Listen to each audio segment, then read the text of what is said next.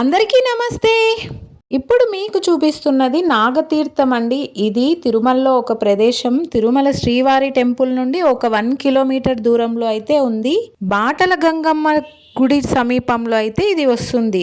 ఈ నాగతీర్థంకి చాలా తక్కువ మంది వెళ్తారండి. తిరుమలకి వెళ్తారు, శ్రీవారి దర్శనం చేసుకుంటారు, తర్వాత వరాహస్వామి టెంపుల్కి వెళ్తారు, దర్శనం చేసుకుంటారు. కానీ ఈ నాగతీర్థంకి అయితే చాలా తక్కువ మంది వెళ్తారు. సో ఈసారి తిరుమలకి వెళ్ళినప్పుడు మీరు కూడా ఈ నాగతీర్థంకి అయితే ఒకసారి వెళ్ళి చూసేసి రండి.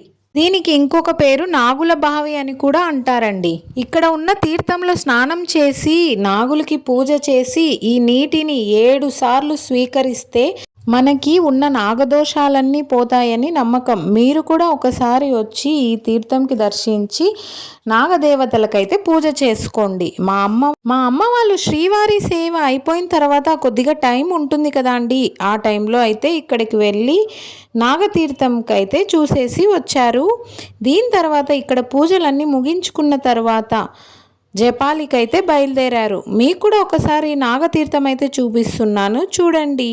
ఈ నాగతీర్థంలో అయితే ఎప్పటికీ నీరైతే ఇంకిపోవండి, ఎప్పటికీ నీరైతే ఉంటూనే ఉంటాయి. మా అమ్మ వాళ్ళు శ్రీవారి సేవ అయిపోయిన తర్వాత టైం ఉన్నప్పుడు ఇలా నాగతీర్థంకి అయితే వెళ్ళారు. దాని తర్వాత మా అమ్మ వాళ్ళు జపాలికి అయితే బయలుదేరండి. జపాలిలో శ్రీ ఆంజనేయ స్వామి టెంపుల్ అయితే ఉంది.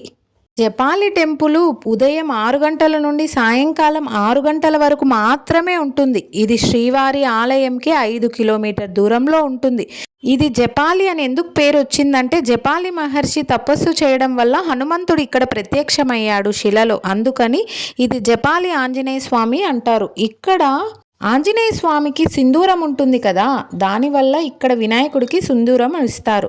దాని తర్వాత తమలపాకులు కూడా ఇష్టం కదా, అందుకోసమని ఇక్కడ తమలపాకులు కూడా అమ్ముతూ ఉంటారు. అది మనం దేవుడి దగ్గరికి అయితే తీసుకొని వెళ్ళొచ్చు. ఇక్కడ 2 కోనేరులు అయితే ఉన్నాయి, ఒకటి రామ కోనేరు, ఇంకొకటి సీత కోనేరు. ఈ వీడియో మీకు కూడా నచ్చినట్టయితే ఒక లైక్ చేయడం అయితే మర్చిపోకండి. Please subscribe lucky Moksha channel. Thank you, bye. Share చేయడం మర్చిపోకండి.